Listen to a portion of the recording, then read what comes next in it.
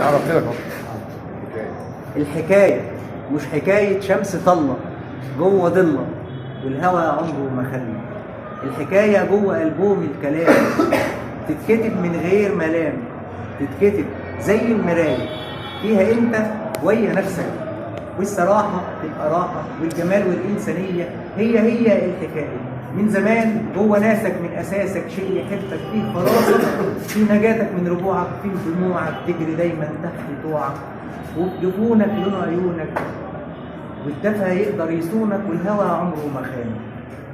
تلاقيه بالشوق نار وتلقى دارك هي دارك، دنيتك من شبابك لصباك ترسم الأيام ملامح حقيقتك، وبإيديك تقدر تلون سكتك، وأي شيء في الكون ده يجرح بسمتك ينتهي فورا وأبدا من حياتك والمماتك. اوعى تجرح يوم في نفسك ولا تنكر يوم في ذاتك. لاجل مين؟ لاجل مين تبات عيونك سهرانين؟ اللي قرب لك تراب فوق دماغك للممات، واللي باعك ضحي بيه اوعى يوم تحزن عليه. كل طير في سمانه دايما ليه شريك. اوعى قلبك يوم يموت ولا يحصل له ركود ولا نورك ينطفي.